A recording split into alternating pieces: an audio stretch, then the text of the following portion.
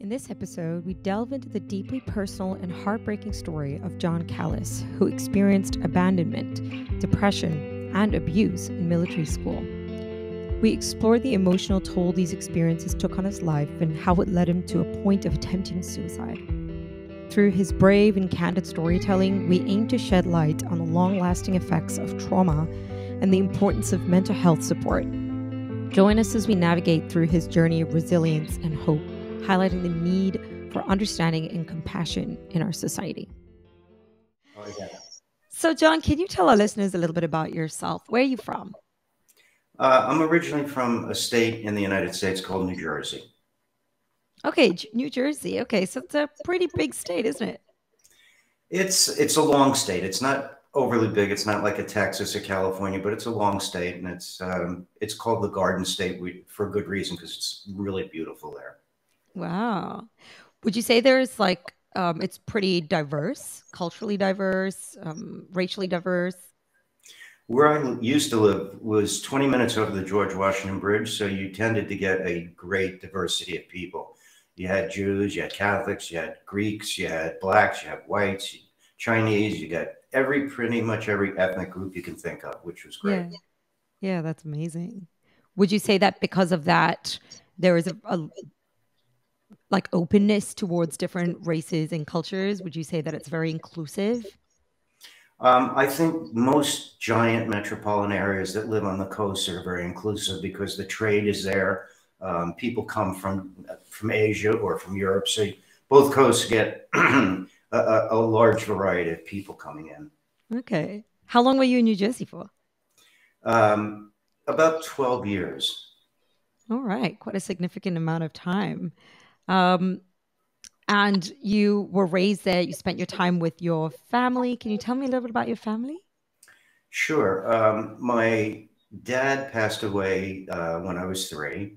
I have a mom still. She passed away recently, but she remarried when I was 12, just about the time they were sending me away. And yeah, I have a brother and a sister as well. Okay. What was your relationship like with your siblings? My sister and I were partners in crime, so to speak. I mean, loved her to death. She and I got along just like a house on fire. My brother and I had, let's just say, difference of opinions about how to treat people and how to be in life. So I don't want to badmouth him. I don't wish him ill or anything, but it's just not a relationship that we have. Right. Would you say that your relationship with your mom was good? It started out very strained because of my own doing, and we'll get into more about the mental health issues of it. But until we made amends and I had an opportunity to really sit and talk with her, it was not a good relationship. But fortunately, it did turn around, and we had a great time. Okay. Yeah. Yeah, I'm interested to know a little bit more about this, and we'll definitely unpack that in a minute. You mentioned that your dad passed when you were quite young. Do you recall much? I mean, you were 3 years old at that time. Do you recall the pain, the grief, or were you too young for it? No, you would think at 3 years old you're too young for it, but I felt extremely abandoned. Here's my hero. Every boy has a hero, and it's usually their dad. And all of a sudden, I was told he's never coming back, and that it just didn't sit well with me. And I cried every night, and I kept trying to convince myself that he was on some secret mission someplace, and it was a spiral for sure. Yeah. I wonder, it's such a hard conversation to have with a child because they don't understand the concept of death, of losing somebody. That abandonment comes in when you lose someone at such a young age and you don't understand that concept. Do you remember how it was told to you? Was it just he's not coming back, or did they try to explain to you that, he passed away? From what I remember, because I used to ask every night with, when's dad coming home? When's dad coming home? My aunt was taking care of the 3 of us one night. My mother came home, and you could see it in her eyes. And I just looked at her, and I said, he died, didn't he? And she just hugged me and was crying and said, yeah, he passed away tonight.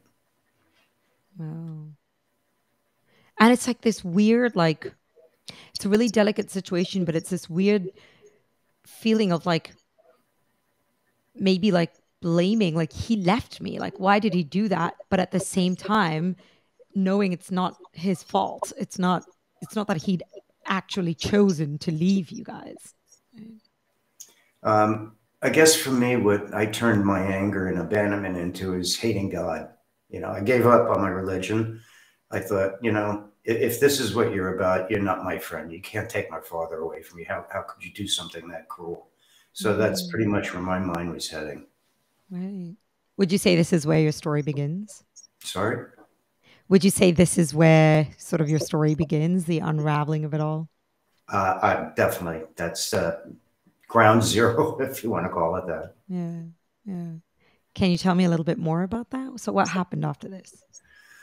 Well, after that, my mom was pregnant with a fourth child and miscarried at the funeral.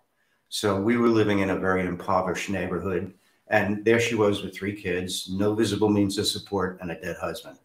So I knew that in my heart something was going on, but I couldn't quite understand what. And as I grew up a little bit, we were left to fend for ourselves a lot. I mean, look, we had an aunt and neighbors who helped take care of us, but a lot of the time we were out on the streets. And, when you're a street kid, you have to develop a mouth and a certain attitude to get along in the neighborhood.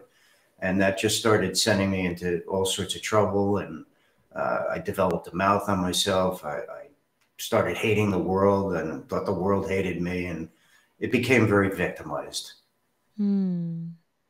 Yeah. So when you say like you were sort of rebelling a little bit out on the streets, did you join like groups of like rebellious kids, minor gangs? Is it that kind of stuff?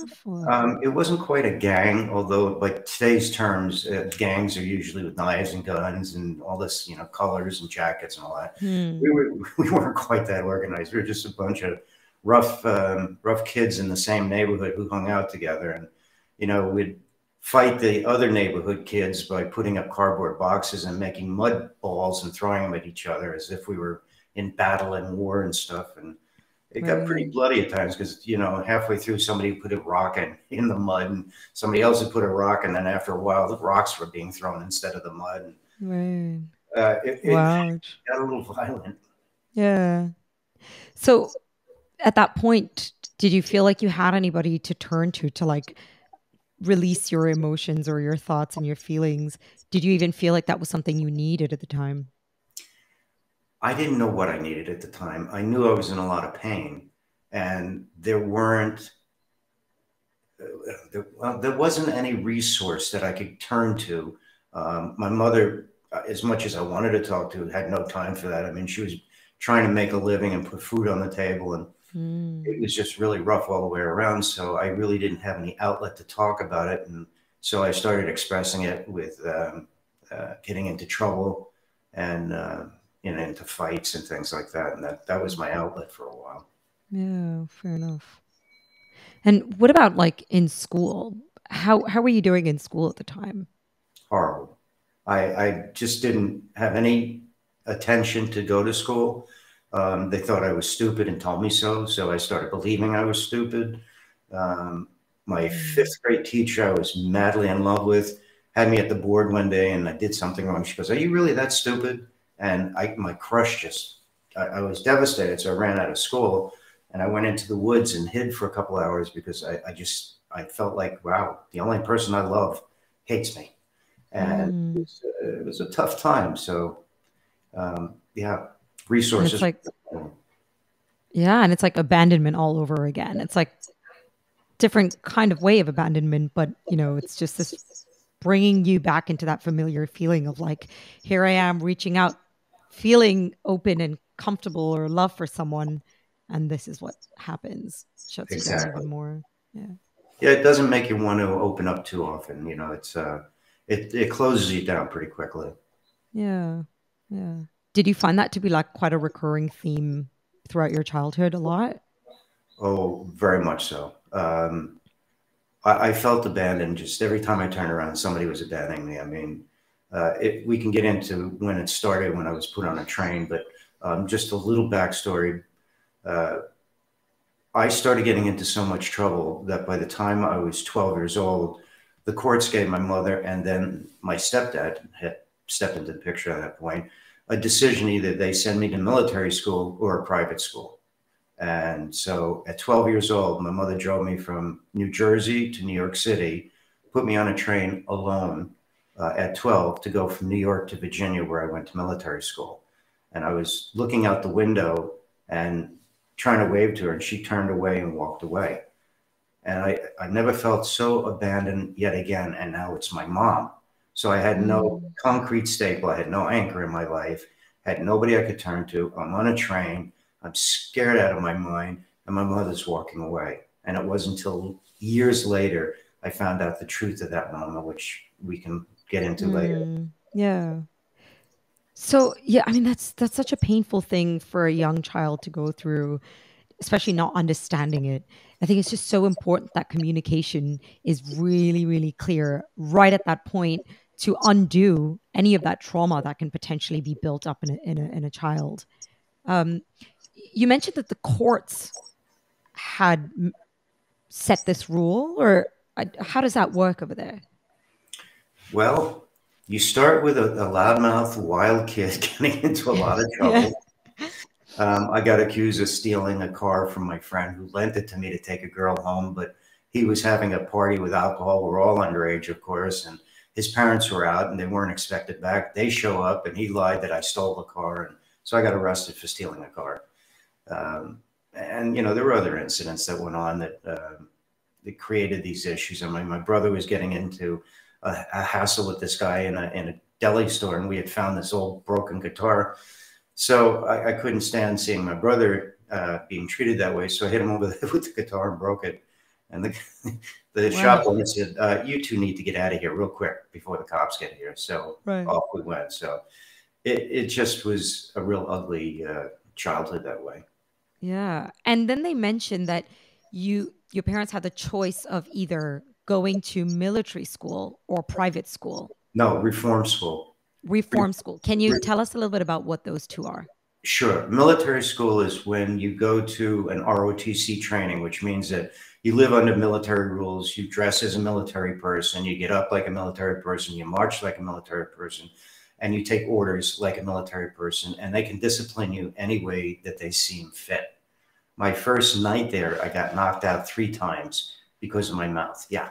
I mean, arguably, I was a wise guy. I had a mouth on me, and I created a lot of that. But nobody, even at the military school, told me what the rules were. All right, so that's military school. Reform school, to make it easy to understand, is basically jail for juvenile delinquents. They keep you very under key and under wrap. I don't think there's a lot of guidance there. I think it's more of detention, if you want, without feeling you're in jail with bars. So it was not a good choice. Right. So it was like the lesser of both evils, I guess. Pretty much. And my stepdad and my father had both served, and they thought, well, military discipline might do him some good and might help him straighten out and all of that. So that was their thinking. And military school is created for the purpose of training students or kids to join the military, to join the army at some point? Or is it just, yeah? Well, to answer your question, I think it's 2 phases. The primary is to train and nurture kids that want to have military careers. So they will become the generals and all of this. There's another faction like me where kids just needed some guidance and discipline. So they sent you off to a pretty harsh environment. Where my experience was horrible for 3 years, there were those in the school that were enjoying it. I mean, they were gung-ho, I'm a military guy, and I can't wait to get up and salute. And that wasn't working for me. So Right. Okay, so that makes sense. And the two were not separated. Like the intention of going to the school, if your intention was to join the military at some point and have a career in this, versus a student that's going in for discipline, they were not separated. It was all within the same course, and they were all being trained in the same way. It was just that the treatment ended up different because of the sort of reason for going, really. Yeah, I think it's all based on the cadet's attitude. If you had a pro-military, let's gung-ho kind of attitude, you were one of them. If you didn't, Right. you were like, okay, we'll fix this guy. Yeah. I Yeah. mean, a simple explanation would have been nice if they said, all right, tomorrow morning at 6 o'clock, you'll be outside and you're going to hear present arms. That means you salute. What do I do? I go like this. I stick my arms out. And I got in trouble. And the guy says, what are you doing? You're supposed to salute. I said, nobody told me that. You said present arms. So I'm showing him my arms. I don't know what I'm, and they all thought I was being a smartass. And I wasn't intentionally trying to be funny or anything, but I didn't know anything. And so then of course the whole platoon started laughing when I did that, which didn't help at all. Yeah. So you mentioned like there was no like orientation or explanation as to what the rules are and what you need to do. It was just like go in and you're expected to already know. Naturally, there are going to be people that are going to make mistakes. The solution was to just beat them down? Or discipline them, like you get what's called a demerit. If you get a demerit, the free time that you're allowed, like Saturday, all the cadets got to go to town. You could go to a movie. You can do whatever you wanted. Instead of that free time, you would either have to march or do exercise or something that the demerit would be on your record until the merits equaled out. And the first 3 months I was there, I set a school record for how many demerits one student could possibly acquire. So it's not a record. Yeah. But yeah, so I didn't have any free time to myself. Right. Can you walk me through how does it work? So you said you can get demerited. Are there stages and levels that you need to like pass to get to the top to graduate? How does it work? It's not tied to graduation. It's really tied to torturing you about your free time, because free time in military school was like gold. It's like cigarettes in jail.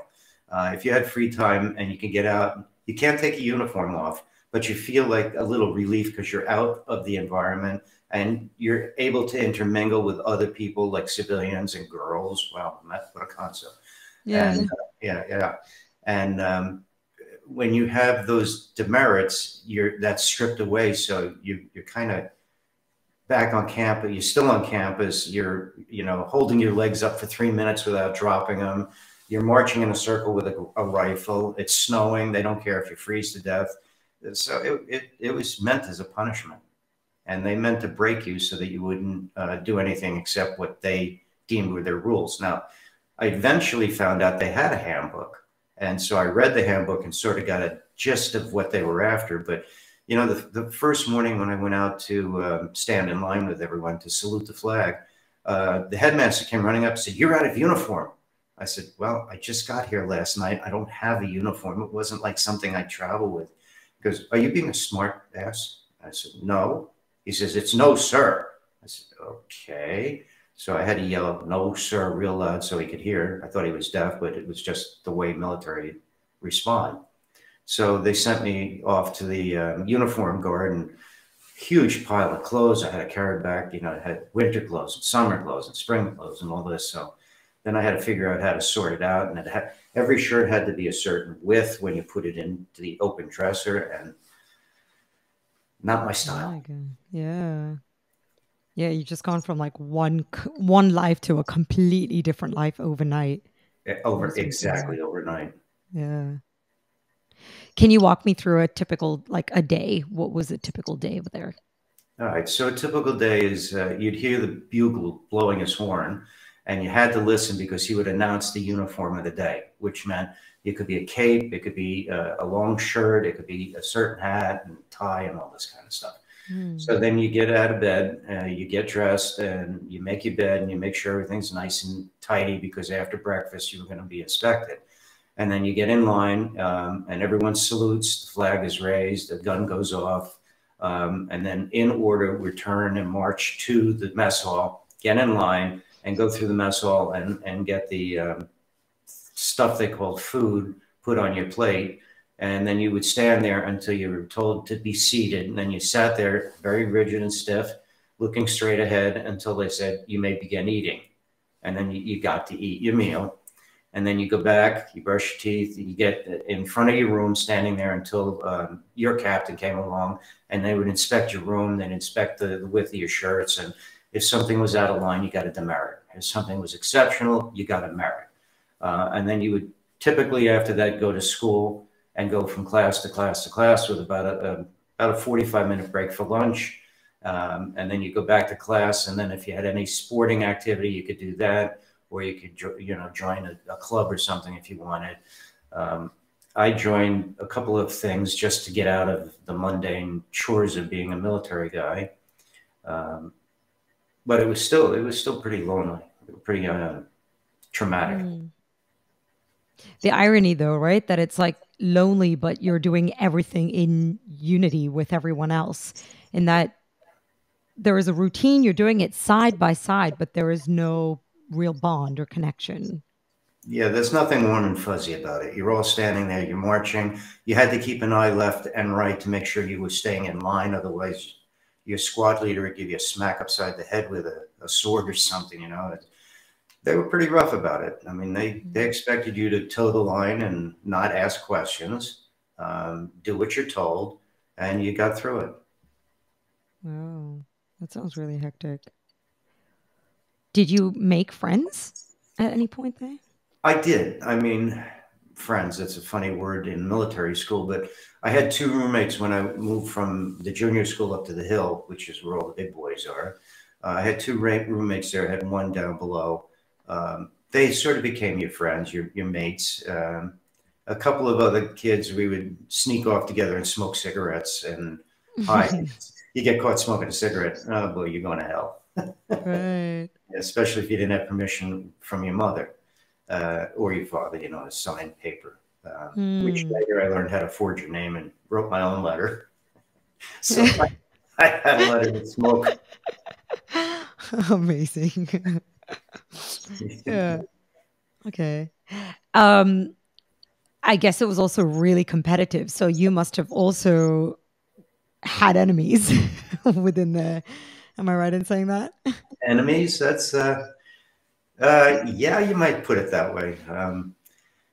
Most of the senior staff cadets who had the stripes and the little things and stuff on their collars didn't like the fact that I was kind of wild. So they did everything they could possibly do to make my life miserable.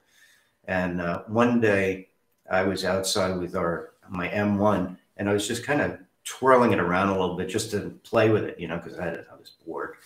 And one of the drill captains came walking by and said, "Where'd you learn to do that?" I said, "Do what?" He said, "What you were doing with the rifle."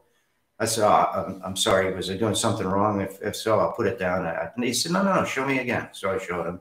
He said, "Where'd you learn that?" I said, "I just made it up." He says, "How'd you like to be on the drill team?" I said, "No." He says, "You don't have to go to any of the after school activities." I said, "Yes, I'll join." I said, "What does that get me?" He goes, "Well, it gets you out of this, gets you out of that, gets you." I said, "Great, I'll go." So I enjoyed it because it was something that you could learn a skill. You could flip the thing around. And so what am I in? I was in 9th grade, 8th grade, 7, 6, 7. I think it was 8th grade. Okay. I'm in the junior school. The senior school starts in 9th grade. Those were the big guys, right? And by the end of the year, the competition came where all of the cadets who were on drill teams, and there were quite a few of us, would go out on the field, and in front of the public, we would be given commands, and you'd follow them. And if you messed up, you got thrown out. Well, I became the 4th best drill cadet in the entire school. It just gave me something to do, and I got really good at it. And if that strap wasn't loose, I think I could have gotten 3rd. Yeah. Wow, look at you. Yeah. At this point, you must have been like, to everyone that ever said that I was stupid or incapable, like, look at me now, Well, it did give me a little boost of confidence. I still felt pretty stupid, though. That went on for quite a while before I finally started turning around and realizing I wasn't stupid. That's something I don't think any kid should ever grow up feeling. And Definitely. It was shameful that people made me feel that way. Yeah, because it's like one of the things that you live with forever. And like every and any time in life you are undermined or you were told that you did something wrong in the workplace, in raising kids, with anything, which is, it's normal for humans to make mistakes. But then a person who's had it so deeply ingrained that they are stupid will always resurface every time they make a mistake. And Yeah, I can, that's true. yeah. Very well said. You know, what's interesting is at one point they put me on what was called remedial reading because they said my reading skills were horrible because I didn't like to read out loud. And that was like everyone in class could read out loud. So they put me in, they called it remedial reading. In the school, we call it the dummies class because they would have a scroll on the board that would go up real slow and you'd have to read it and all that. Now, the funny part about it is I've written 6 novels, many screenplays. I'm really good at writing. And it was something you can't be good at if you stink at reading. So in the end, I guess you could say I had the last laugh on that one. Yeah, exactly. Yeah. Yeah, it's like you've just turned it around. You're just like, again, look at me, you know, like look at what I'm going to turn and, you know, do. Right? Yeah, that was a long path to get there, though. Yeah, yeah. So tell me a little bit more. I'm really intrigued by military school. You mentioned abuse. Can you talk me a little bit about that? Sure. As I said, the first night I got there, I didn't know what the rules were. And so the bells were going off and lights were going out. And I came out of my room and leaned against the wall, put my foot up against the wall, like, you know, James Dean kind of. Yeah. And this guy with all these stripes up and down his arms screams, "What are you doing?" I said, "What's with all the lights going off?" And I used some explicitives, which I wouldn't say for your audience's sake. Yeah. And he was marching up to me and he goes, "Do you know who I am?" I said, "No, and I don't really care." Bam, out I went. All right, I woke up. I said, "What?" He says, "From now on, you call me either Mr. or Sir. Do you understand that?" I said, "Okay, Mr." Bam, again, I went out. So I wake up. Oh my gosh. Yeah, it was not funny. Now it is. Yeah. I wake up and I had this room full of captains and lieutenants. And one of the guys smacking me saying, "Oh, so you're awake." I said, "You know, next guy that takes a punch at me," I'm bleeding like crazy, takes a punch at me, I'm going to take him out. And they all started laughing. So this captain smacked me. So I decked him. No way. Bad move. I knocked him out, but bad move. They jumped me and beat the crap out of me. Really? And then they took me back to my room and put me in bed. And so that was one thing. I had wire hangers swatted over me, a couple of broomsticks broken over my back. The headmaster really had no empathy because he was a different persuasion sexually than I cared to be. And that became an issue for a while. So it was just one thing after another. They were not friendly at all. And they were not helpful. They didn't care if you were sad.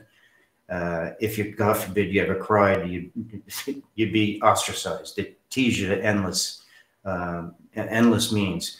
After the incident about me winning 4th best drill cadet, you would think they would give me some credit. Instead, they decided to torture me by giving me my own squad, but they were all football players. And the football players, they didn't follow rules. So I had to have a meeting with them. I sat them all down and said, I'm your new squad leader. And they go, uh-huh. I said, and frankly, I don't care if you dress the way you want to dress, come out, which I don't really give a, because I don't either. And I said, so that's all I got to say. I'll see you later. And one of the guys closed the door. He goes, "Hey, I like you." And all of the people said, "Yeah, we like you. We thought you were going to be like another hotshot. And you don't really care, do you?" I said, "No, I don't care. I don't want to be here. You guys don't want to be here. Do whatever you want. If I get the merits with it, I don't really care. I'm used to it." Next morning, I came out and everyone's going, "Oh my God, oh my God." And I thought, I'm not even going to look. I can imagine. Right. And the captain came up and he stood in front of me. He said, "How did you do that?" I said, "Do what?" And he says, "Look at your squad." And I looked down. They were all perfect uniforms. Shoe shines were all perfect. Hair was all neat. I went, I gave him a pep talk. I didn't know what else to say. He goes, "Well, keep up the work." And he walked away. And I looked at down the line and all the guys were going like that. So later I said, "What did you guys do?" They said, "We got some of the rats." You called a rat the first year. That's a first year student. And we made them shine our shoes and got us ready for you because we really like the fact you didn't give a crap about it. Yeah. That's wow. Okay. Worked out in your favor. So that was the only thing that made me laugh when I was there. Yeah. Now, you told me about a couple of the times that you got like beat up a little. Was this something that your parents knew was happening? Was this marketed, or did they at any point say, yep, this might be a consequence? Just bear in mind that, we may hurt the kids sometimes. The first of 6 times that I ran away from military school, I ran downtown. I got on a phone, called my mother, crying my eyes out, saying, Mom, they're beating me. They're not helping me here. I got to come home. I can't do this. I'm losing my mind. Her response was, come on, they're not hitting you. It's a military school. They wouldn't do that. I said, Mom, I'm telling you, they're hitting me. They're physically hitting me. I got hit with a broom and broke over my back last night. She goes, John, stop being dramatic. Just go back to school. I'll call the school, which I already did, and told them where you are. I said, why did you do that? I don't want to go back. And so this went on, and they brought me back. And of course, they don't sit you down and say, why did you run away? What's the matter? Can we help you? I said, you're getting 10 demerits for running away, called AWOL, absent without leave. So even though you ran away, you would think somebody would say, all right, maybe this kid's got an emotional problem. Maybe we need to talk to him. No. And so this went on for many times. And I finally went into the headmaster and said, why are you lying to my mother about this? He goes, we're not lying. And he showed me a piece of paper that my mother had to sign that said that if you send your kid to this school, I'm paraphrasing here, that we're entitled to discipline him any way we see fit under military guides. And she signed it. So they were open carte blanche to do whatever they wanted with me. That's just so messed up. Oh, I just don't understand why anyone would not question that more, dig deeper, try to figure it out, or I don't know, like just put a stop to it, like say, no, that's not okay. Is this something that still goes on right now in the US? Probably so. I would imagine it still goes on. And I think for the time that I was there, you have to remember, we're coming out of not too many years after, 20, so yeah, it was a fair amount of time, but our parents came from post-World War II. So their whole mindset was quite different. I mean, you had to be tough back then, If you saw a string on a box, you would save that string and save the paper. And now people just throw everything away, So they came from a whole different mindset. And, I grew up in a generation where kids are seen and not heard. So you don't get to express your emotions because you're not allowed to have them.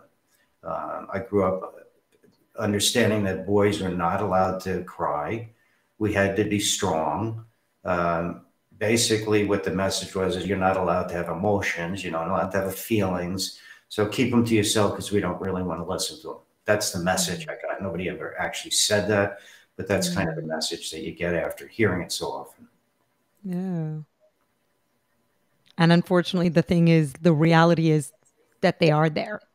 And they exist very, very well within us. And it's just a matter of time before it comes out in some way, shape, or form, right? Absolutely. And to those who are still going through it, if you don't get help, it can lead down some paths that you just don't want to go there. Yeah. It's not easy to talk about at times, but you have to do that. Yeah. Can you walk us through? You said that you ran away at least 6 times. Can you walk us to one of the most memorable ones and what happened, what triggered it, and why did you go back in?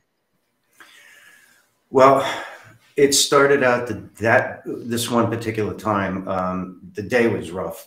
From the minute I got up to the minute I was heading towards evening, everything went wrong. No matter what I did, I got punished for it. I got kicked. I was in having a cigarette in the little room that they had for it. And a captain came by and said, you have smoking permission. And I showed him it. And he handed it back, but he kept my cigarettes, So it's like, come on, what are you doing? He goes, you look too young to smoke, and I don't care what that letter says. I'm keeping your cigarettes. So he basically stole a pack from me. And then I get in bed, and the headmaster sits on the corner of my bed, and he starts rubbing my leg. And I said, no, stop right here. I'm not. And so when he left, I got dressed and ran. I said, I'm out here. I called my mother, told her what he was doing. She goes, will you stop making up these lies already? I know you don't want to be there, but you just have to learn to suck it up. You know, you're in military school. You can do it, you know. So I hung up. I sat on the curb and I started throwing up because I was like just drained. I just couldn't do it anymore. And the bellman that was in front of the hotel came over with his napkin. He said, here, kid, you need this? And I wiped it and he gave me some water. And we started talking. He goes, you're in military school, aren't you? Because I had switched to civilian clothes, which was also a major no-no. I said, how could you tell? He goes, I've seen this scenario before. He says, you'll be fine. Just, you got to play the game. I said, I can't stand it. And we had a chat. For the first time, somebody was actually listening to me. It was some guy I didn't even know. He goes, you're with the guy with the glasses down below? I said, yeah, how'd you know? He goes, he's in the car coming up the street, because he knew the car. So I got in the back seat of the car and, you know, he tilted his mirror so he could see me. He goes, what do you think you're doing? I said, look, I'm going to be straight with you. I don't like you. You don't like me. I hate this effing military school. I don't want to be here. You all are crazy. It's that simple. He goes, you can't talk to me like that. I said, no, I'm going to talk to you like that because I'm sick of being beat up and nobody wants to help and do anything. He says, you're in military school. This isn't a playground. You're going to learn to be disciplined whether you like it or not. And when I heard those words, I thought, whether you like it or not, okay. Anything I say moving forward, that's not going to help me. So for the first time in a long time, I kept my mouth shut on the way back. And of course, I got 10 demerits for AWOL, 10 demerits for wearing civilian clothes, 10 demerits for disrespect to the commanding officer. So that was literally 30 hours of marching and exercise without free time that I had to come up with. Fun. Horrible. Yeah. You said that your headmaster was rubbing your leg. Was this something that was a common thing that was happening there? Was there a little bit of, would you say, sexual abuse happening there too? Sexual abuse, that's an interesting view of it. I don't think they looked at it that way. He had his little group together. And one of the kids came to me and said, you know, he'd really like you to join us on a weekend camping. Would you like to come? I thought, oh, gets me off campus, get away from this. I said, yeah, but I just want to understand. I'm just coming to participate. He said, of course. What else would you be there? So off we went. I sat in the back seat and we got the campsite set up. And, you know, I was the guy that got all the wood, which I was happy to go out and get it. And that night I'm looking out my tent because I was enamored by the full moon. And we had a lake and the trees. It was really kind of peaceful. And I could see him with a little boy in silhouette going down. And I knew what they were doing. And I just zipped my bag over my head and tightened it up. I said, oh, nobody's getting near this one. And so afterwards, everyone said, you know, all right, we're packing up the car. I said, I'll sit in the back seat. So I got as far back as I could because I didn't want to be anywhere near it. And he came into my room that night and he started again. He says, did you have fun? I said, I did. Thank you very much for including me. And I don't want to ever go again. He said, what do you mean you don't want to go again? I said, it's just not for me. I don't like camping. Now, I lied about that. It's really what I want to say is I didn't want to put up with his shenanigans. So then I got called into his office 3 days later and saying, so are you going to tell me what you're doing? I said, what are you talking about? He says, you know, with one of the boys from the camping trip. I said, what are you saying? He says, well, I like you a lot, but you seem to show the affection towards the other boy. So I lost it. I said, you're out of your mind. And I went to the kid and I grabbed him and punched him a couple times in the face. I said, what are you saying to him? He goes, I just wanted you to be part of the group, so I lied. I said, well, you go in there and tell him the truth. He goes, no, I can't do that. I can't do that. So we let it go. But after that, they left me alone. But yeah, it created more sexual, besides the time I was attempted to be raped. And this, it kind of threw my head into such a confusion about sexuality. And since sixth grade, I was always in class with just boys. It compounded the whole conflict of growing up and having your first kiss, your first crush, you know, and talking to your friends about, ooh, I got to kiss Sally last night. And, ooh. None of that existed in my life. So it was a very difficult time sexually to start to understand who I was and how do you approach a girl and what respect do you give and that kind of thing, Yeah. Also, like considering that you're going through adolescence, a time where you are most curious and you do want to explore that and you are growing feelings, it's crucial to be able to at least just be social with women to sort of understand them a little bit better. So later on down the line, when you're ready to actually date and, tap into that part of like the world, you're not awkward around women or uncomfortable around them, right? Yeah. Well, that lasted quite a while. The only saving grace in military school is during one of my summer vacations when I was home, I met this girl through friends, and she really liked me, and we started talking and calling each other every night and all that. And she said, when you go away, is it okay if I write you letters? I said, that would be wonderful. And she wrote me almost every day, and I wrote her back. And she didn't realize how much that helped me get through a really ugly period. And then, of course, I went home the next summer, and I was going to her house to a party, and I was meeting my childhood friend, Michael. And I got all the way to the party, and I saw her hugging and kissing this other guy, and my heart just sank down to my toes. And so I left the party, and Michael came chasing. He said, "What's the matter?" I said, "She's kissing another guy." I said, "Well, John, you're away all the time. You can't expect anything." And I didn't argue it, but I didn't have any basis to understand the argument. I'm away all the time. What does that got to do with it? I'm still me, and she's still her. So why the problem? Yeah. And, later on, I realized a young girl in high school, starting out high school, of course, she wants to be with other guys and stuff, especially, this is my boyfriend. That wasn't there because I wasn't there. And we really never became girlfriend and boyfriend either officially. So the confusion was in my head, certainly not in hers. Yeah. A little bit more on the military school. So were your parents able to come and visit? Were there days or times or moments where parents were allowed to visit? Yes, but they didn't. They were too busy trying to make a living. They did come for the end of the year ceremony where, all the cadets do the march in front of the parents and good little soldiers and all that. And then you pack up and you go home with your family.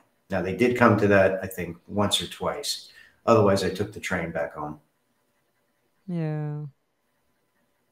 Yeah, that must have been so hard, like, especially seeing other people with their parents around and, like, all proud of them and, you not knowing that. That followed me through all my school years because I would look up in the stands and see all these parents, and mine were never there. I don't think they ever came to one sporting event or anything that I participated in. I wonder whether they were in some kind of denial about what was happening, like maybe also knowing that the abuse was happening. You had run away so many times for a reason, and they didn't want to face it, see it, like see the scars, for example, or like, because then that would just put to the forefront something that they just don't want to accept. I think there's a lot of that going on. I also think that, and I don't know this to be true because I wasn't privy to their personal conversation about it, but I think that sometimes they probably had to remind themselves that they made a choice to save my life, not to hurt it.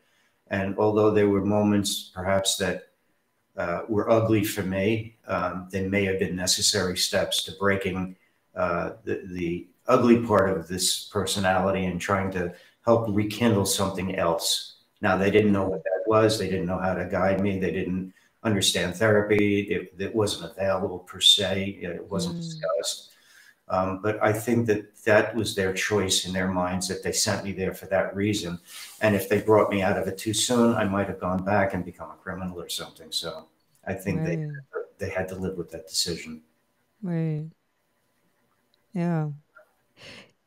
Was there any point during your time at this military school where you actually truly accepted it the way it was, or changed your attitude or your mindset and actually really try to give in to the course? Yes and no. No, I refused to give into it. And yes, I decided that if I learned to cooperate and do what was expected of me, that I wouldn't get beat, first of all. I wouldn't have demerits. And I made a conscious effort to not be that other kid anymore.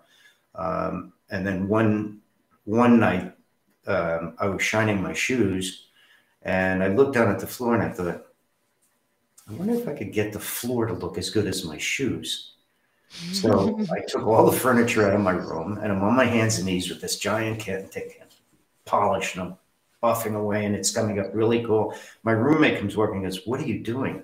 I said, "I've got more demerits than Carter has pills, so I need to find a way to find some merits to get rid of my demerits, because I can't keep doing this. I mean, I'll be marching until I'm 100 years old. I got to figure this out." So he says, "So you're going to spit shine the whole floor?" I said, "Yeah, you got it." He said, "Give me a rag." So he and I for hours did it, and we put the furniture back in, stood there with our socks looking. We said, "This ought to be good." Next morning, we're standing there, and the captain came up and said, "Oh, it's my favorite expletive, cadet." I said, "Yes, sir, that's me." And he started to go into the room and stopped. He looked at the floor and he turned to his assistant, "Go get the captain." Captain came over and he looked and he said, "Who's responsible for this?" And I said, "I am, sir." And he turned to my roommate and he goes, "Did you come up with this idea and he just helped?" He said, "No, sir, it was him. Callis did it all himself." He looked, he goes, and he's looking at my notes. He goes, "You've racked up quite a few demerits." I said, "Yes, sir, and I'm not proud of it." You know, I'm sitting here thinking, "Oh, I just want to smack this guy so badly." So, but I said, "Yes, sir, and I'm not proud of it." He says, "You know, you've done something exceptional here. I've never seen this in all of my time at military school. I am now relieving you of all your demerits and giving you 10 merits." I said, "Does that mean I can go to town this weekend?" He says, "You can do whatever you want this weekend, cadet." Every morning I got an additional 10, because we kept the floor nice and neat. And that first Saturday I went down, I got a big bag of popcorn and sat in the movie theater and watched a movie, and I was just happy as could be. And then I realized, okay, this is what it's going to take for me to get out of this dump. I'm going to have to do this, because I now found the loophole, which is to do whatever they want. They'll leave me alone. I've got myself back on track here. So now it's my choice to do something about it. Yeah. Do you think that that's a sign of success, though? Like, that's exactly what they wanted. They wanted that discipline. They wanted to see that discipline, and to an extent. Yes, and I think they wanted to break my spirit. Now, they got half of it. They got the discipline, but they never broke my spirit. Right. I love it. I wonder, have you sort of taken that motto, that behavior, into your life post-military school as well, or did you go right back to where you were before? No, that's a very good question. From military school, I think the takeaway for me, if there was anything good about it, is that they gave me a structure for my mind to say, all right, if I need to do something that suits the other person in front of me, and I can get what I want if I do what they want, I can find that discipline to do it. And that helped me a lot in building my career, in getting through the rest of high school into college, getting my master's degree. I learned quickly that if you do what's expected of you, you're pretty much left alone. Then you can maneuver any way you want. So that's what I had to do. I had to first figure out the first step. Yeah, interesting. So now that we're on that topic, tell me a little bit more about life after military school. Okay, so life after military school was at the threat of me telling my parents, if you send me back, I'm going to jump off the train. You'll never see me again. And they knew I was serious. So they sent me to a private school. Now, I'm sitting there at my first day at private school thinking, oh, this is nice. I'm in tie and jacket, but it's not a military uniform. Nobody knows me. Nobody's going to be a pain in my butt. I'm happy. Sure enough, the 6'5" guy comes up and he says, hey, are you the kid that went to military school? And I looked up and I went, oh, dear God, no, this isn't going to happen. And I said, well, yes, I am. Why? He goes, did they teach you how to kill there? I said, well, Yeah, they do, but it's not a skill that you really want to learn or anything. I mean, it's nothing I want to use. But yeah, he said, stand up. I want you to kill me. And I thought, I said, look, regardless of what you heard about military school and people that went to it, I'm peaceful. I don't want anything to do with this. I don't want any fights. I don't want to bother you. Just leave me alone if it'd be okay with you. For 3 years, he kept pushing me, spitting on me, torturing me. He wanted me to fight him, and I refused to. I went to the headmaster. He said, oh, we've talked to him. You know, we're trying to help him with his problem. I said, well, what about me? I'm the guy that's getting spit on. He says, well, you know, we can't do anything about it, you know, blah, blah, blah. All the teachers were, you know, trying to encourage me to fight him, and all of my friends there that were trying to, well, roommates and people trying to kind of encourage me to fight him. And I, you know, one night I sat there thinking, the world is really nuts. When you have to prove your value by physical violence, everyone has lost their sense of being. And it got to the point I was so depressed, and I just wanted it to end. That at 15 years old, I walked down to the dock. We had a partially frozen lake, and I decided, this is it. This is the night all of it stops. And I jumped in. And when I got underwater, the water rushed into my lungs, and I had this horrible thought. I said, what am I doing? I don't want to die. And I got out of the water, and I was freezing on the dock, and eventually went to my dorm. And I thought, there's got to be something better than this. And the next day, the soccer coach came up and said, how come you're not playing soccer? And I said, I don't play sports, coach. He says, why not? I said, no, I just don't. He said, well, didn't you and your dad play sports? And he could see it in my face. He goes, what happened? So I sat and I told him. And he took me under his wing and taught me how to play soccer. And I became really good at it. And then my chemistry teacher saw that. And he came to me and said, you want to wrestle? I said, no. He goes, you want to get an A in chemistry? I said, I believe that's called bribery. He goes, it is. I said, okay. Consider me bribed. I'll join your wrestling team, whatever. And then the hockey coach got me involved. So in soccer, the third year, I was nominated co-captain of the team. But this kid that I told you about stood up and said, we don't want him as our co-captain. He wouldn't even stand up for himself. So I looked up and I got up. I said, anytime, anywhere. And he says, right now. So I went up to him. He punched me, knocked me down on the floor. I got up. He punched me, knocked me down on the floor. I got up. He went to punch me, and I kicked him so hard where it hurt that he went down. And I jumped on him, and I started digging my fingers behind his eyes because I was going to rip his eyes out.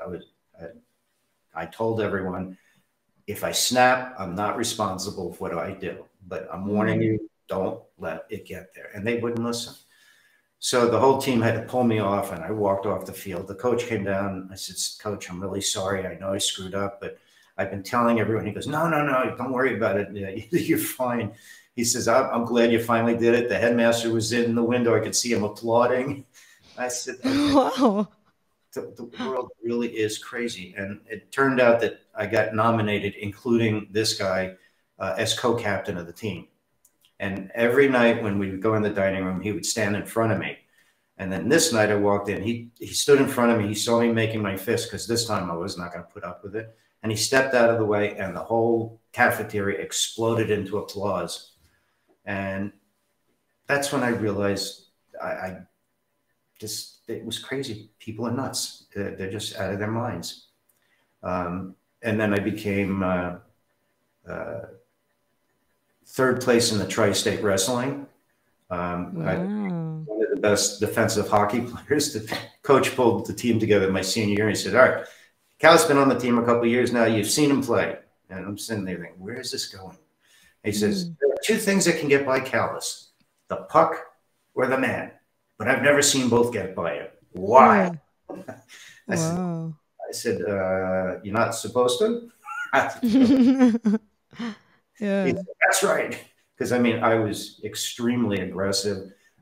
Sports gave me an outlet, finally, for all of my aggression. I could do whatever you wanted on the field as long as it was legal, or rules. Yeah. But I took it right to the limit on every sport. And I was a pretty tough little character. And the football players kept coming over and saying, you're playing this girl game soccer. Come on and play football. I said, look at the size of you guys. Look at me. Yeah. It's a football. Get out of here. That's amazing, though, that like all these coaches saw something in you. It was like the next day you went into school and the soccer coach just like saw you and he was like, join the team, join Yeah. the wrestling team. Like, what do you think it is that they saw in you? Well, clearly they saw an aggressive posture. I think once my soccer coach got out of me about my dad dying in my military school, I think he had a little meeting with the faculty and explained a lot. And even my math teacher took me aside. He says, "Hey, I noticed you like math." I'm thinking to myself, "Okay, I didn't notice that, but all right." I said, "What about it?" Because let me tell you something. I know in life people are going to have all sorts of opinions. I said, "Okay." He goes, "Math is no opinion." I said, "Explain that to me." He goes, "All right, so if you're talking to somebody, there can be difference of opinions, a difference of concepts, can make you feel one way, you can make them feel." I said, "True." He says, 1 and 1 equals what? I said, 2. He goes, "There's no discussion. There's no objective, subjective, there's nothing. 1 and 1 will always be 2. And something triggered in my head. I thought, wow, I like this concept because you can't argue that. If the math is there, it's there, and it's done. Yeah. Became a straight A student in math, which later in life helped me in my producing career because numbers didn't bother me. They were just numbers, and I just apply them where they needed to go. And everyone thought, wow, this guy's really brilliant with numbers. It's just a number. You stick it in and you make it work.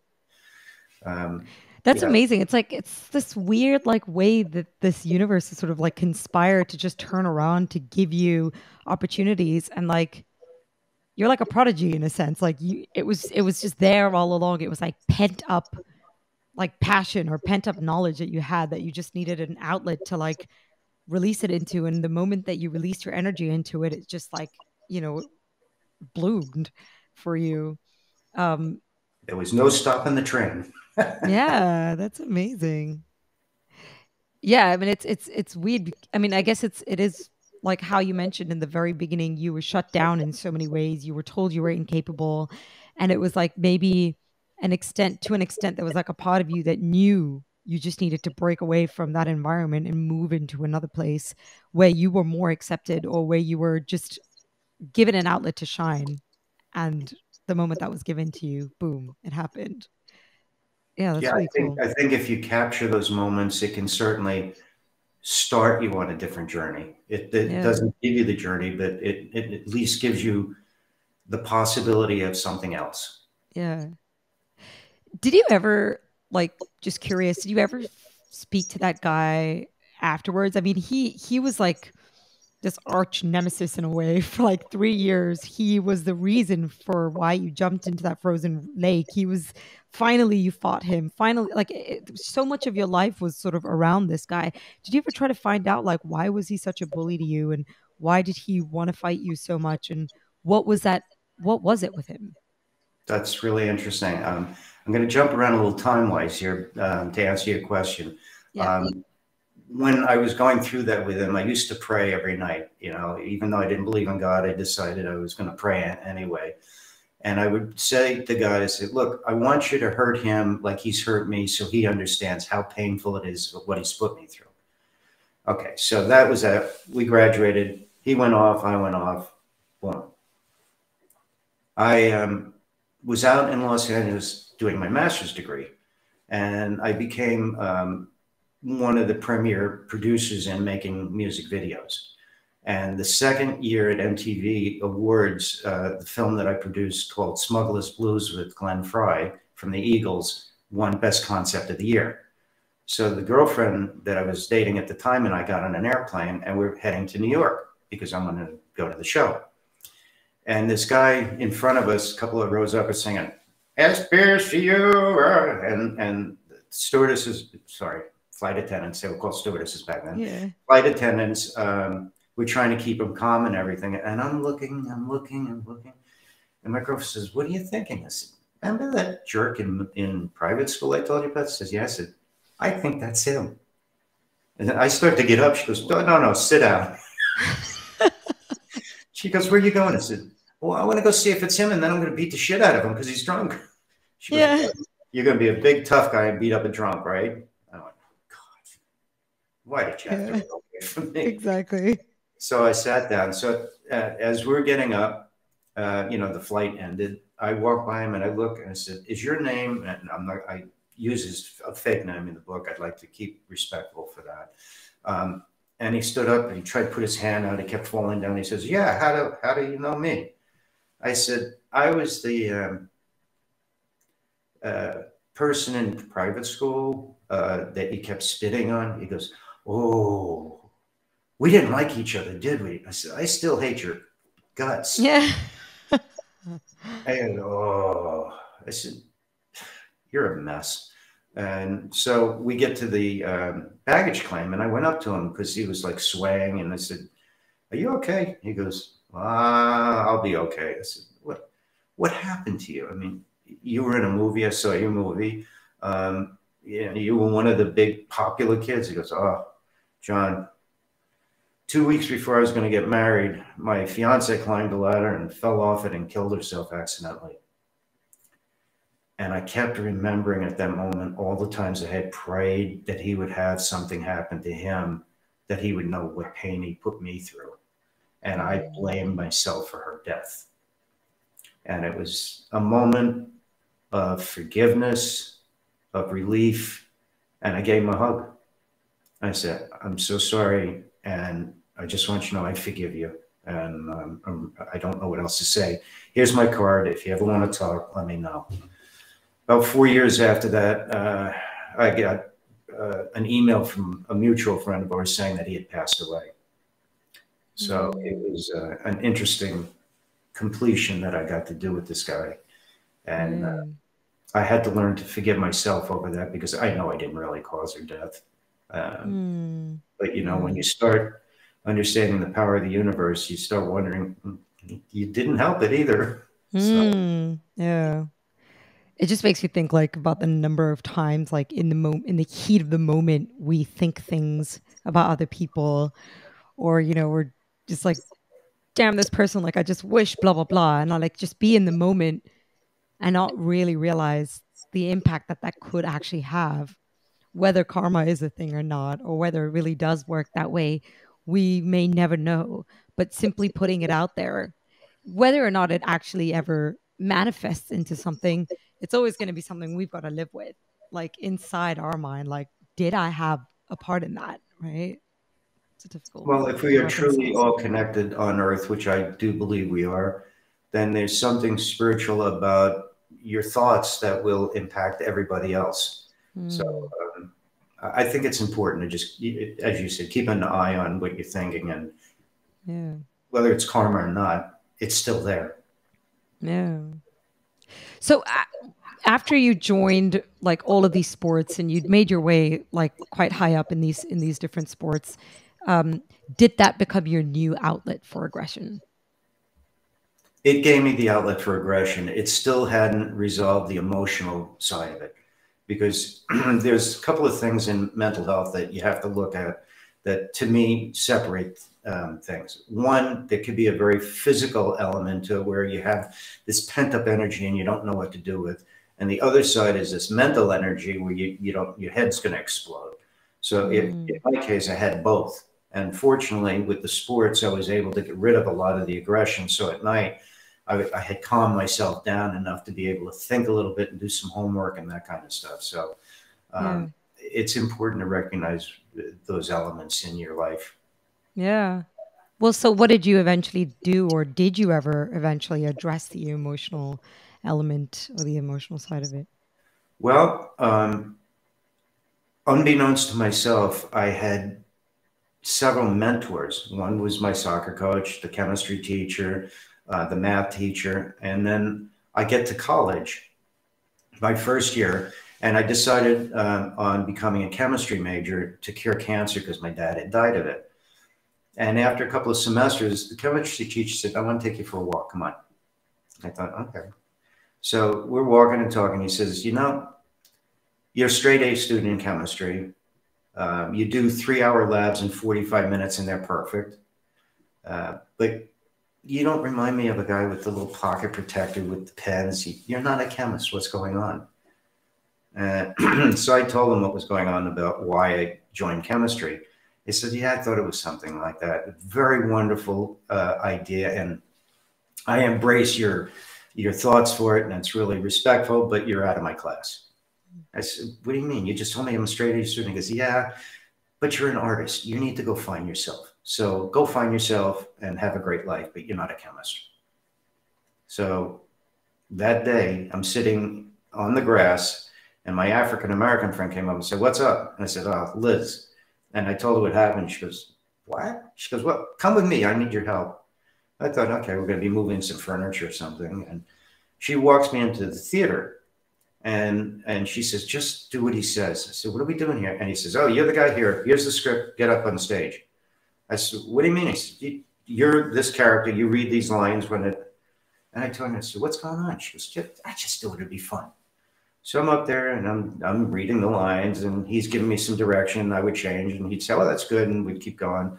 About an hour into it, I said, hey, listen, I don't want to be rude, but I've got to go do my homework. He goes, you can't leave a rehearsal. And I look at Liz and said, what rehearsal?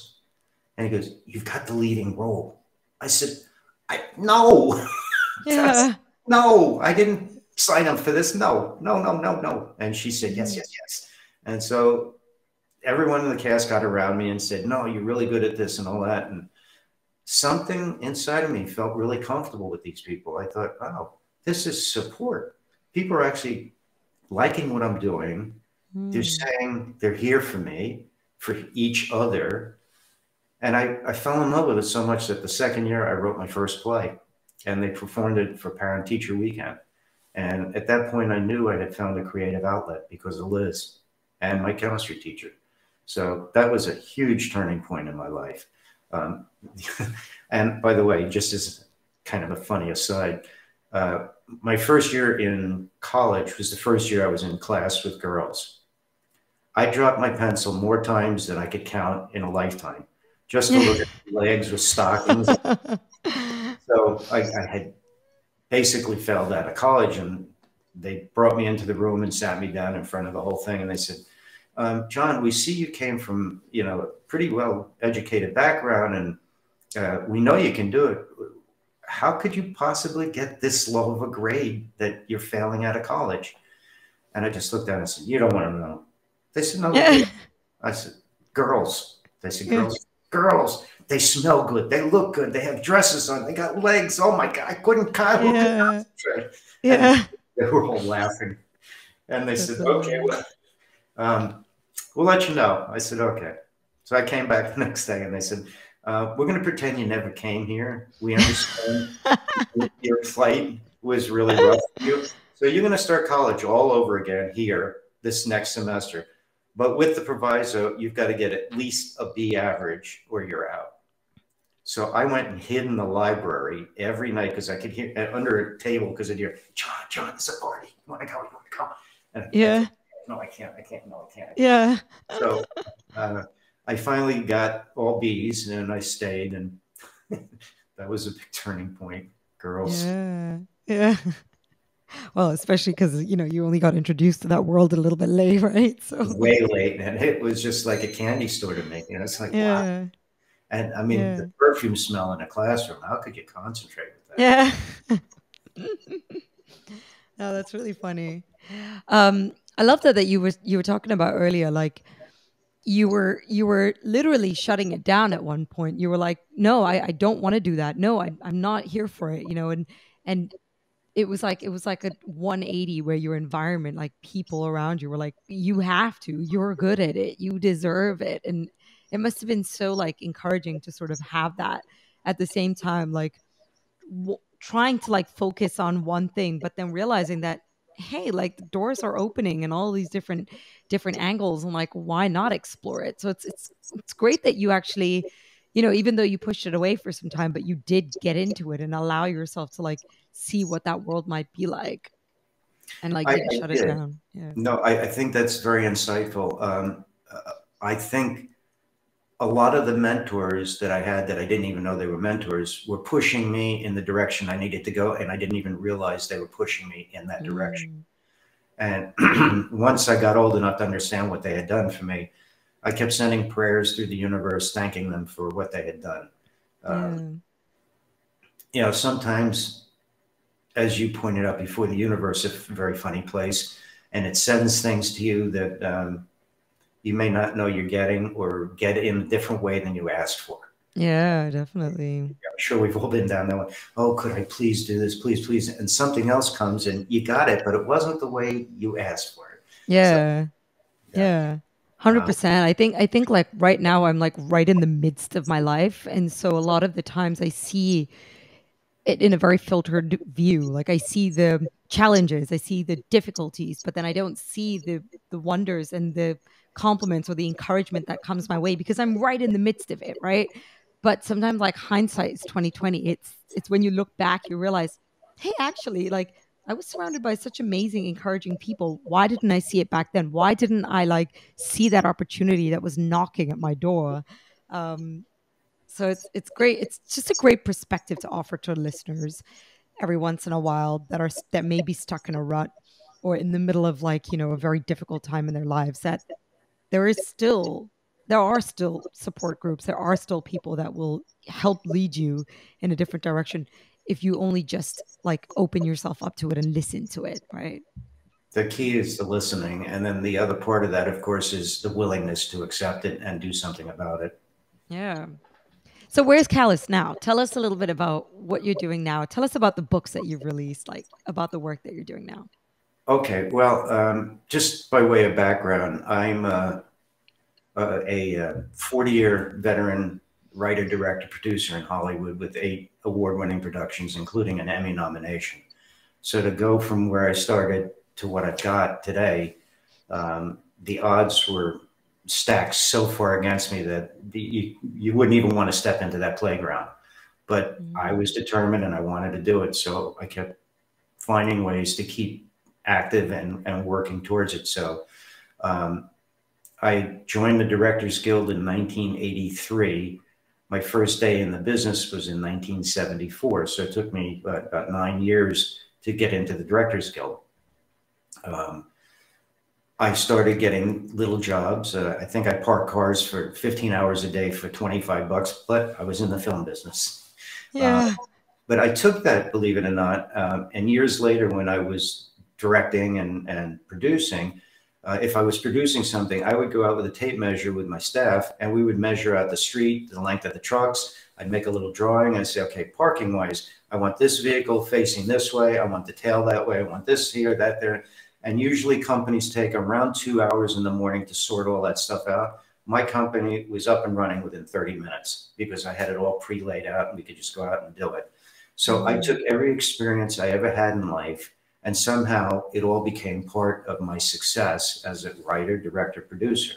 On the directing front, I had been exposed to so many different types of personalities, diverse personalities, ethnic personalities, that all the characters are still in my head. It gets noisy in there sometimes, but all of the characters are still in my head. And when I write, these characters come out and I'm tapping into things. I said, I remember how that person did this and that, so I'm going to do this. So I've written 6 novels. My first one was Secrets, which is a thriller, kind of a mission that started in Nazi Germany. Obviously, it was inspired by my dad when, because I thought he was still on missions.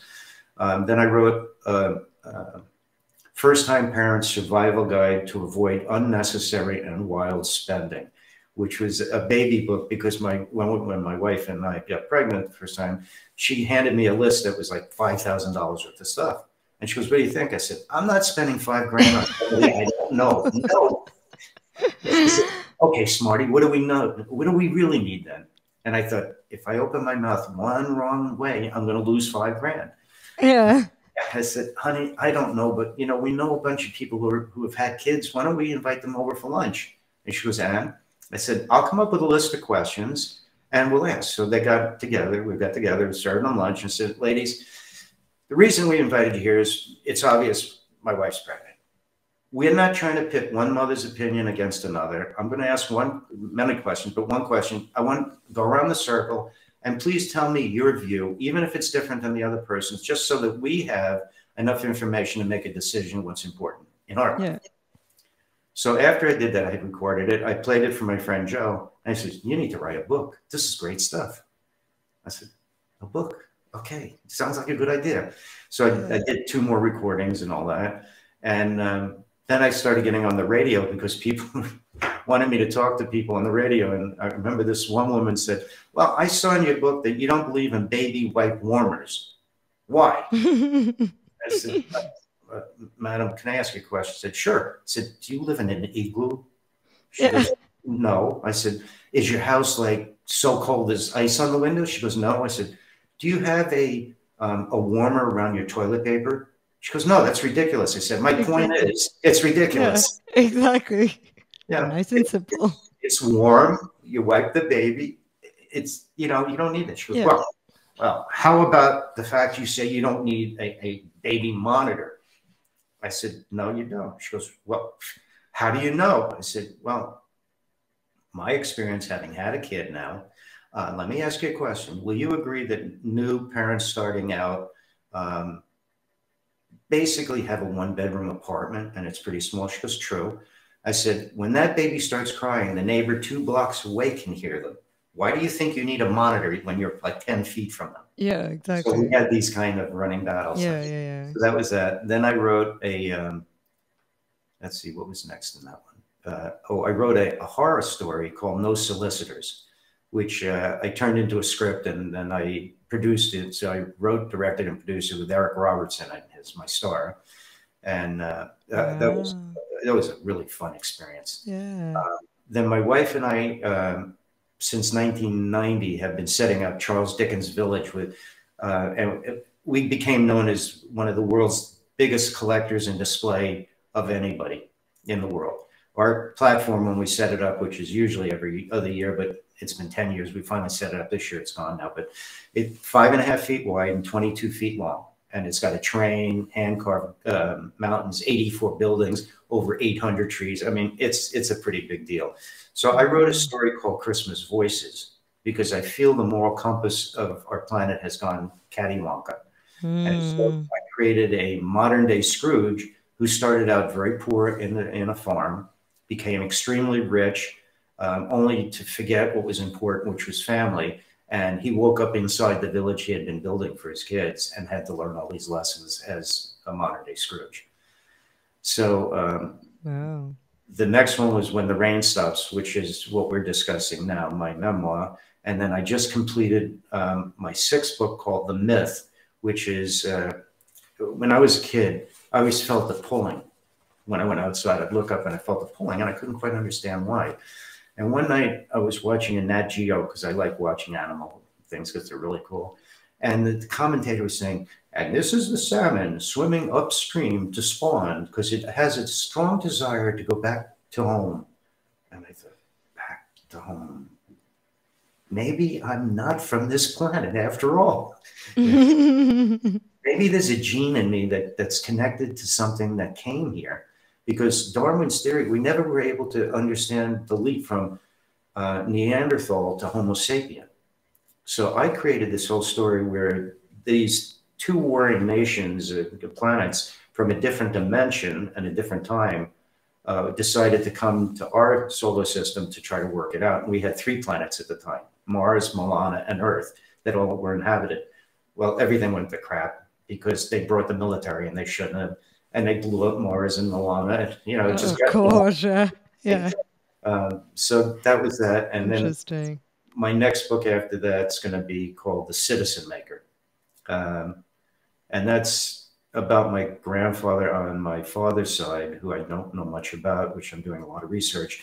He got known as the Citizen Maker because he came from Greece, was a peanut peddler in the streets of New York, rose to become a bank president, and then became part of the National Democratic Society, and was deemed citizen maker because he would take Greeks in and say, look, you don't give up your heritage, you don't give up your religion, you don't give up your language, but you're going to learn English, and first and foremost, you're going to be an American. Otherwise, leave the country, because this country is for opportunity. You can do well here, but you can't disrespect this country.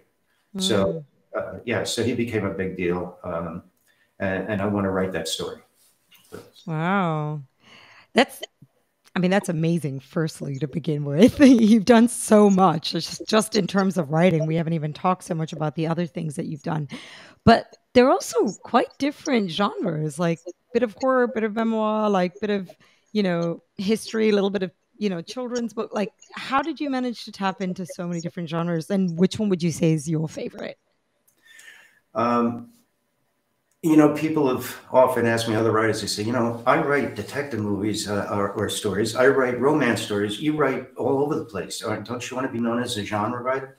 I said, no, yeah. I'm modeling myself after my film career, where if I had just picked commercials or this or that, I would have starred. So I was able to do commercials, MTV. I did a documentary in Russia. I did feature films. I did everything in any way that was connected to film. And so I applied that to my writing. Now, why did I write so many different genres? I guess because I have so many stories and characters in my head that they all come out in different forms. The horror film came out because a friend of mine at Warner Brothers and I had lunch, and he said, "You seem really frustrated." I said, "I have a sign, no solicitors, and they keep ringing my doorbell, and I just want to kill them." He goes, "Write a story." Hey, good idea. So, wow. Different things come out. So to answer your other question about what do I like the most, I like it when my characters speak to other people about their experience, not about what I'm writing, but I want it to be a trigger for them to have their own experience while they're reading it. I do write very visually, so people can see things, which is good. And I guess I enjoy the character development most of all in any type of story that I tell. Yeah, that's awesome. Do you feel like to an extent you enjoy the character development mostly because you yourself have experienced so many different roles and different like evolutions within your own life, from, being an aggressor to being a sports player to being into maths and like having different passions to discipline to abandonment? Like there's so many different facets to you that to an extent, do you feel like you've lived out the different versions of you through these characters that you've created? I can't argue that. I would agree with you 100%. There's bits and pieces of my life in every one of these stories. Yeah. And each of the characters has something about my life. And I think that's what makes a good writer write, because they've had enough experience that they can talk about it. Not that, romantic novels are, it's just not my genre, Yeah. Yeah. Because, all that, and she was excited and her mouth was, no, goodbye. Yeah. Sometimes it's just not it. That's not me. So, John, my last question to you for the end of today's interview. Given everything that you have been through, all the experiences that you've had, what kind of key takeaway would you like to give or send away to our listeners today? Thank you for asking that. I want people to know that trauma, stress, anxiety are all things you can learn to deal with, and believe it or not, you can overcome them. There's no one shoe fits all. So if therapy is something that you need, go to therapy. I found it very helpful, and I found group helpful because I realized I was just a happy neurotic after. Yeah. I think that's helpful. I think communication, you have to be willing to talk about it. And I'm going to speak to the men for a second. We were raised not to believe we have emotions, and we tend to not talk about them. Talk about them. Learn to cry. It's okay. There's nothing weak about it. Seek help. If you feel you need help, don't hide in the corner. Seek help. Now, I'm telling you this from somebody who's been through everything you can possibly imagine and more, and I came out of it. And if I can, so can you. Just be strong. Now, I would like to offer your audience something, if I may. Sure. I came up with a 3-step life-changing program. When implemented, have helped many people get through situations. And it's called Uncover, Discover, and Recover. And the short principle is you uncover any difficult situation you're currently going through. So once you say, okay, this is my difficult situation, right? I've uncovered it. Now, what do I have to discover? The next step in the discovery is you look at that situation and you say, is my perception of the truth what is there, or is there an alternative truth? I'm going to explain that one in a second about the incident with my mother on the train. And then recover is to take any necessary steps to move yourself forward, whether it's talking out, going to the person you have a problem with. Don't talk to other people. If you have a personal problem with somebody, talk to them, because you're the only two people that can work it out. Now, when I say the truth, going back to discover, when my mother turned around and walked away, one night I asked her about that. I said, I thought you really hated me. And she looked and she burst out crying and said, John, I was putting my 12-year-old baby on a train alone. And if I didn't turn around, you would have seen me cry.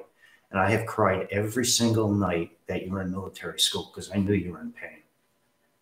I said, why'd you do it then? He said, I had no choice. I didn't have the means to help you. I didn't know how to help you. Your stepfather didn't know. I mean, he's gone. Yeah, his head. He couldn't possibly deal with the emotional problems, and we just didn't know what to do. So we did the best we could. And I'm sorry if it didn't help. I said, no, it did help a lot, and you saved my life. So there was the truth that I had as a child, and now I got to see the real truth in discovering it. So if that works for you, that's another tool in your shed. That's amazing. Do you feel like that helped you sort of release some of that pain that you'd held in you for so long? More so than you can imagine. But I think the real turning point for that one was when I lived in Colorado and met this guy, Mark O'Brien, lovingly called OB. And we sat endless nights playing chess, and he taught me life on a chessboard. And he finally said, John, I'm going to tell you something you really have to listen to me about. I said, Mark, you've taught me spirituality. You've taught me so much. I've listened to anything you have to say. He goes, you know how you've always said, I'm trying to forgive this person. I'm trying to forgive that person. I said, yeah. He goes, forget that. Forget trying to forgive other people. I said, what do you mean? He says, forgive yourself. If you forgive yourself, all that other stuff will fall in place. Learn to forgive yourself. You're a good person. You got a good heart. You don't hurt people. You're honest. You're trustworthy. Remember that and forgive yourself. And that was a big turning point for me. Yeah. And that's yet again another message for our listeners as well. It's amazing to be able to listen to that. And I feel like really just stop and listen to that message, right? For a second. And you'll realize how much love you have to give to yourself if you just forgive yourself first. Yeah. You got to live with you. Make it the best. Pretend your life is a blank page and you got a typewriter. What do you want your life to look like? And just start typing it out and then go for it. Make it happen. Yeah.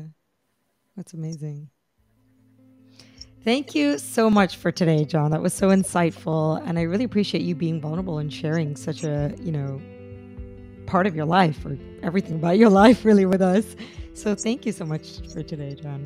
It's my pleasure. I hope your audience got something out of it. And I think you're a terrific interviewer. I like how you kept the messaging going and tore it apart so that it was in little chunk sizes, so I didn't have to talk for an hour. Yeah. So, you're wonderful. Thank you. If you enjoyed the episode and would like to help support the show, please follow and subscribe.